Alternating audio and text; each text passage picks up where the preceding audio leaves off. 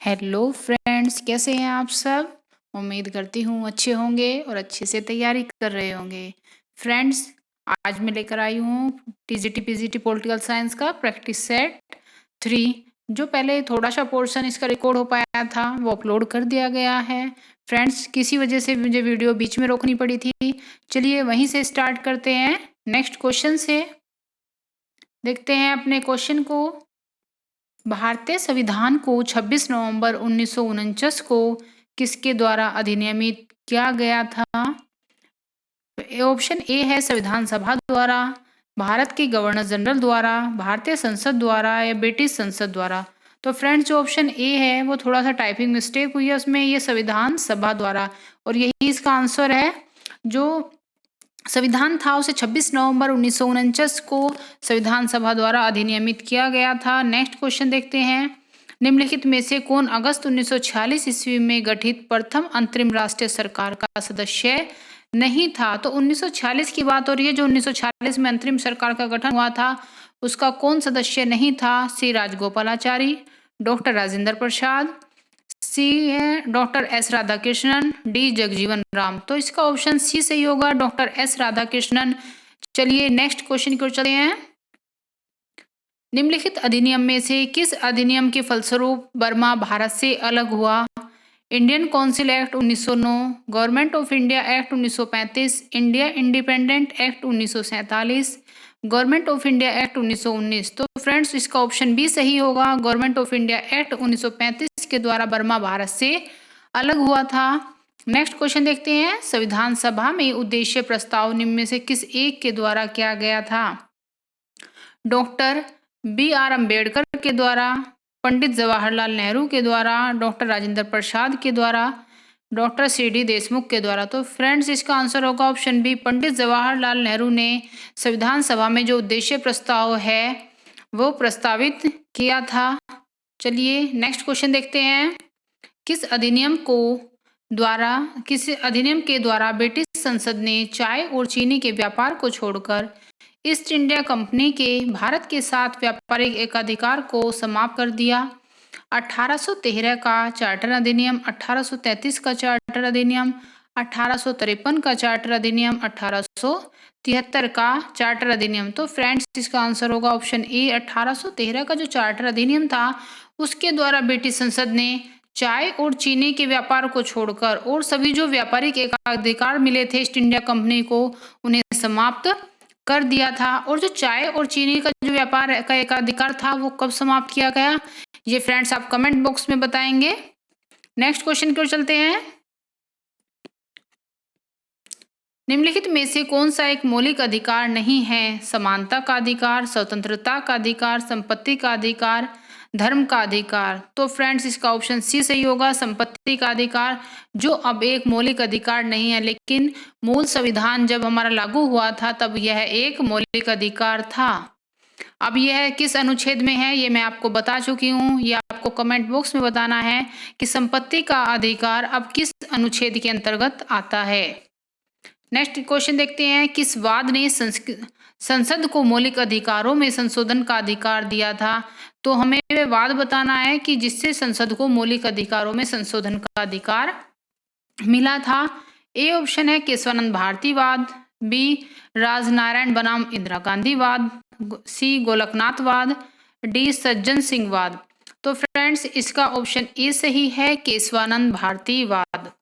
Next question की ओर चलते हैं। भारतीय संविधान का कौन सा अनुच्छेद प्रेस की स्वतंत्रता को आश्वासित करता है?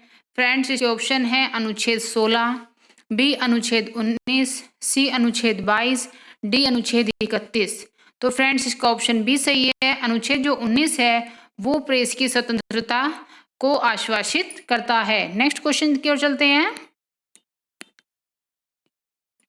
डॉक्टर भीमराव अंबेडकर ने किस मौलिक अधिकार को संविधान की हृदय एवं आत्मा कहा था? समानता का अधिकार, स्वतंत्रता का अधिकार, धार्मिक स्वतंत्रता का अधिकार, डी है संवैधानिक उपचारों का अधिकार। तो फ्रेंड्स, जो डॉक्टर भीमराव अंबेडकर ने जिस मौलिक अधिकार को संविधान की हृदय और आत्मा कहा था वो कहा था संवैधानिक उपचारों के अधिकार को।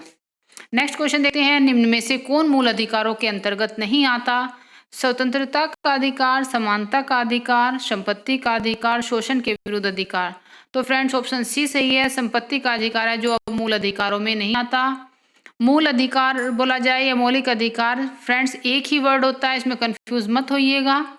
भारतीय संविधान निम्न में से कौन सा अधिकार प्रदान नहीं करता?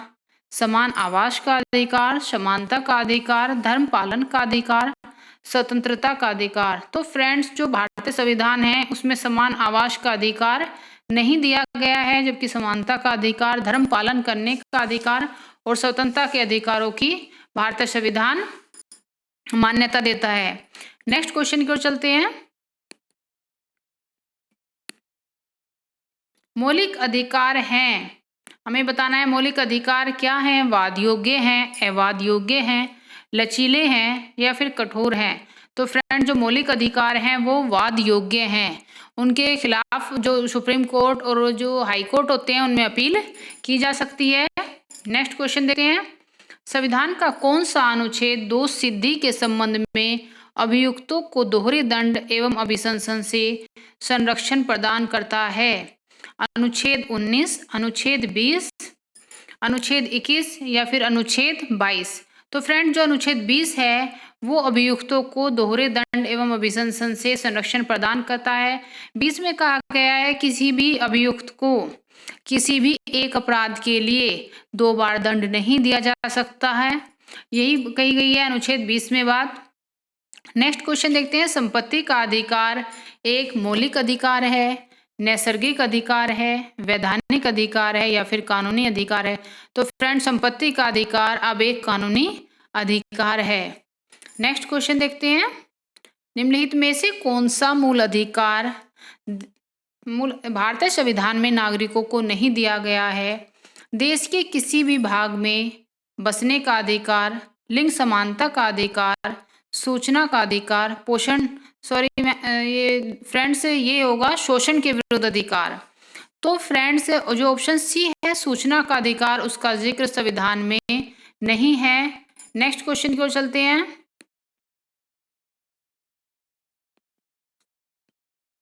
भारतीय संविधान के अनुच्छेद 25 में प्रयुक्त हिंदू शब्द किसे सम्मिलित नहीं करता? देखिए फ्रेंड्स बहुत इंपॉर्टेंट क्वेश्चन है।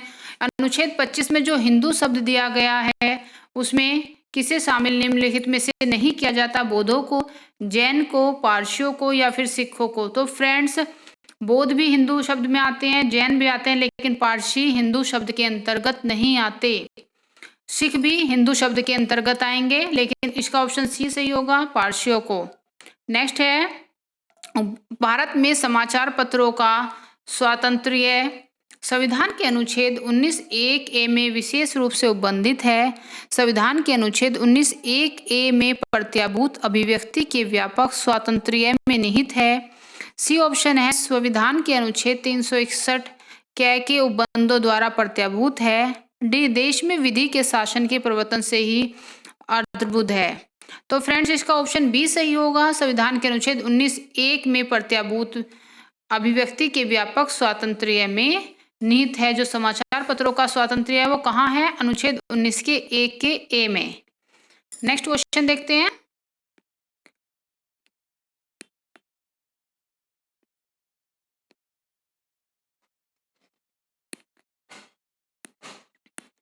नेक्स्ट क्वेश्चन है फ्रेंड्स, निम्न में से कौन सा एक अधिकार राष्ट्रीय आपातकाल में भी समाप्त या सीमित नहीं किया जा सकता? ऑप्शन ए है देश के किसी भी भाग में निवास तथा बसने की स्वतंत्रता का अधिकार, बी है व्यक्तिगत स्वतंत्रता तथा जीवन का अधिकार, सी है भारत के संपूर्ण क्षेत्र में आबाद भ्रमण की स्वतंत्रता का अधिकार, डी है ऑप्शन वृत्ति या उपजीविका की स्वतंत्रता का अधिकार। तो फ्रेंड्स इसका ऑप्शन बी सही होगा, व्यक्तिगत स्वतंत्रता और जो जीवन का अधिकार है वो आपातकाल में भी समाप्त या सीमित नहीं किया जा सकता। नेक्स्ट क्वेश्चन देखते हैं फ्रेंड्स, निम्नलिखित में से कौन सामाजिक अधिनियम नहीं है? MISA, anti dowry act, protection of civil rights act, protection of immoral traffic act. तो फ्रेंड जो ऑप्शन ए है मीसा वो एक सोशल एक्ट नहीं है, जबकि anti dowry act, protection of civil rights act और protection of immoral traffic act ये सामाजिक अधिनियम हैं। नेक्स्ट क्वेश्चन देखते हैं, भारत में रहने वाला ब्रिटिश नागरिक दावा नहीं कर सकता व्यापार और व्यवसाय की स्वतंत्रता के अधिकार का, विधि के समक्ष समानता के अधिकार का, जीवन और व्यक्तिगत स्वतंत्रता की सुरक्षा के अधिकार का, डी है ऑप्शन धर्म की स्वतंत्रता के अधिकार का। तो फ्रेंड, जो भारत में रहने वाला ब्रिटिश नागरिक है वो व्यापार और व्यवसाय की स्वतंत्रता के अधिकार का दावा नहीं कर सकता, और जबकि बाकी जो 3 पॉइंट है, विधि के समक्ष समानता का अधिकार भी उसे मिलता है, जीवन और व्यक्तिगत स्वतंत्रता की सुरक्षा का अधिकार भी मिलता है, और धर्म की स्वतंत्रता का अधिकार भी उसे मिलता है, लेकिन उसे व्यापार और व्यवसाय की स्वतंत्रता का अधिकार नहीं मिलता है। नेक्स्ट क्वेश्चन देखते हैं फ्रेंड्स, मौलिक अधिकारों के अंतर्गत कौन सा अनुच्छेद बच्चों के शोषण से संबंधित है? अनुच्छेद 17, अनुच्छेद 18, अनुच्छेद 23, अनुच्छेद 24। तो फ्रेंड्स, अनुच्छेद जो 24 है वो बच्चों के शोषण से संबंधित है। नेक्स्ट क्वेश्चन देखते हैं, फोर्थ एस्टेट या चतुर्थ स्तंभ क्या है? क्रिकेट टीम का 12वां खिलाड़ी, सड़क, रेल और हवाई जहाज के अतिरिक्त यातायात का सामान, सी है कृषि क्षेत्र की बड़ी सहकारिता संस्था, डी प्रेस। तो फ्रेंड्स, फोर्थ स्टेट या चतुर्थ स्तंभ किसे कहा जाता है? वो कहा जाता है प्रेस को। जो हमारी मीडिया है वही फोर्थ स्टेट और चतुर्थ स्तंभ के नाम से जानी जाती है। जोखिम भरे उद्योगों में बाल श्रम का उपयोग निषिद्ध किया गया है। देखना, जोखिम भरे जो भी उद्योग हैं उनमें बाल श्रम का उपयोग निषिद्ध किया गया है। किसके द्वारा? भारत के संविधान द्वारा, 10 दिसंबर 1996 के सर्वोच्च न्यायालय के न्यायाधीश द्वारा, सी है संयुक्त राष्ट्र के चार्टर द्वारा, डी है उपर्युक्त सभी। तो फ्रेंड्स, उपर्युक्त सभी इसका आंसर होगा। भारत के संविधान ने भी, और 10 दिसंबर 1996 को सुप्रीम कोर्ट के न्यायाधीश ने भी, और संयुक्त राष्ट्र के चार्टर द्वारा भी, जो बाल श्रम का उपयोग है वो जोखिम भरे उद्योगों में नहीं किया जाएगा। नेक्स्ट क्वेश्चन की चलते हैं, भारतीय संविधान के अनुच्छेद 25 का संबंध है समानता के अधिकार से, संपत्ति के अधिकार से, धर्म की स्वतंत्रता से, अल्पसंख्यकों की सुरक्षा से। तो फ्रेंड्स, इसका ऑप्शन सी सही है, धर्म की स्वतंत्रता से। नेक्स्ट क्वेश्चन की ओर चलते हैं फ्रेंड्स,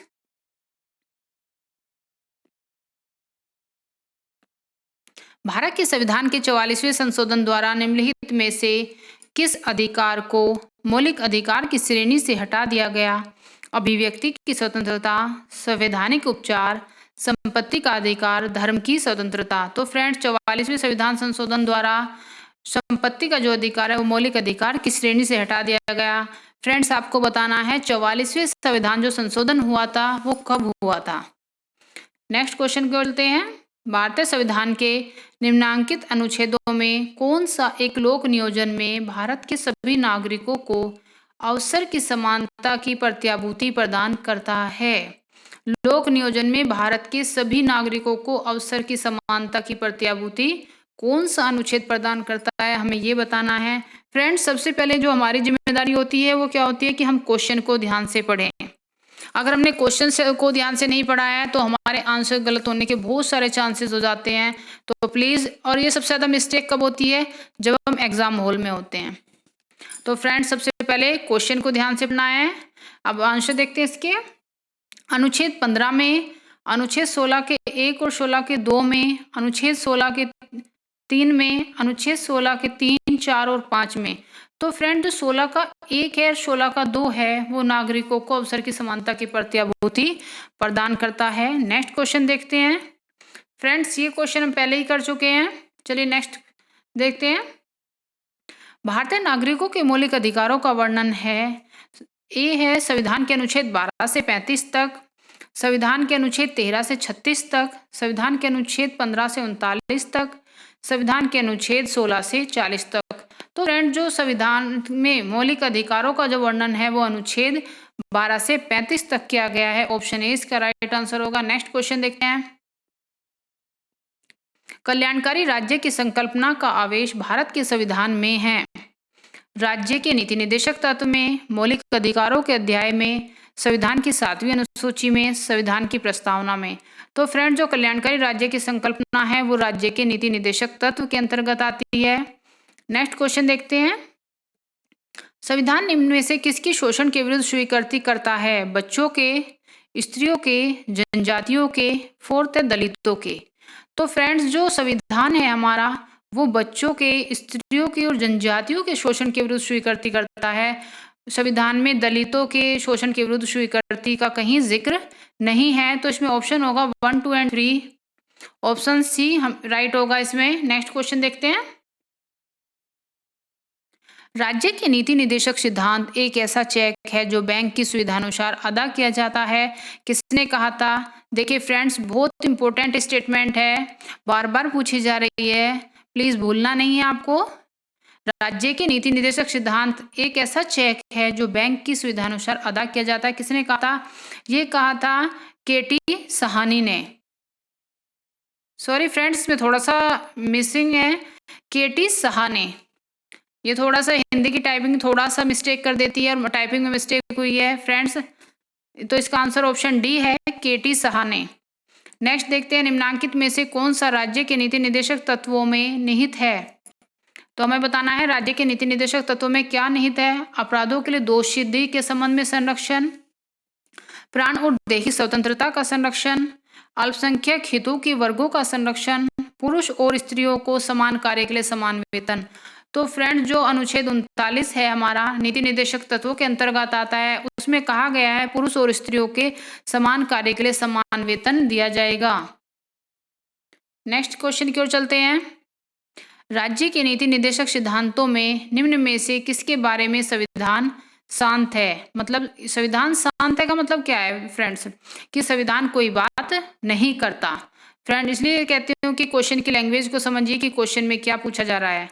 ए, प्रौढ़ शिक्षा, बी, कार्यकारों का निर्वाह मजदूरी, सी, गरीबों को निःशुल्क विधिक सहायता, डी है बालकों को प्रारंभिक शिक्षा जब तक वह 6 साल की आयु प्राप्त न कर लें। तो फ्रेंड, जो ऑप्शन ए है प्रौढ़ शिक्षा, उसके बारे में संविधान शांत है। प्रौढ़ शिक्षा के बारे में संविधान बात नहीं करता है। नेक्स्ट क्वेश्चन देखते हैं। निम्नलिखित में से कौन एक राज्य के नीति निर्देशक सिद्धांतों में सम्मिलित है? राज्य देश के पर्यावरण के संरक्षण और संवर्धन का प्रयास करेगा। राज्य किसी व्यक्ति को कानून के समक्ष समानता से मना नहीं करेगा। राज्य किसी व्यक्ति को उसके धर्म, जाति, लिंग अथवा जन्म स्थान के आधार पर प्रभेद नहीं करेगा। अस्पृश्यता का प्रवर्तन। तो फ्रेंड, नीति निर्देशक तत्व में बात कही गई है वो ए ऑप्शन जो है वो सही है। राज्य देश के पर्यावरण एवं संरक्षण एवं संवर्धन का प्रयास करेगा। नेक्स्ट क्वेश्चन देखते हैं।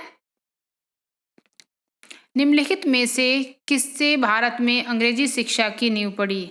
1813 का charter act, general committee of public instruction 1823, प्राच्यविद एवं आंग्लविद विवाद।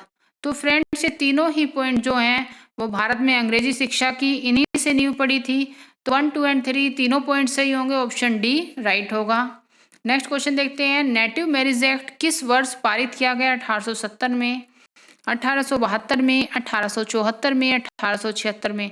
तो फ्रेंड्स, ऑप्शन बी जो है 1872 में नेटिव मैरिज एक्ट आया था। नेक्स्ट क्वेश्चन देखते हैं।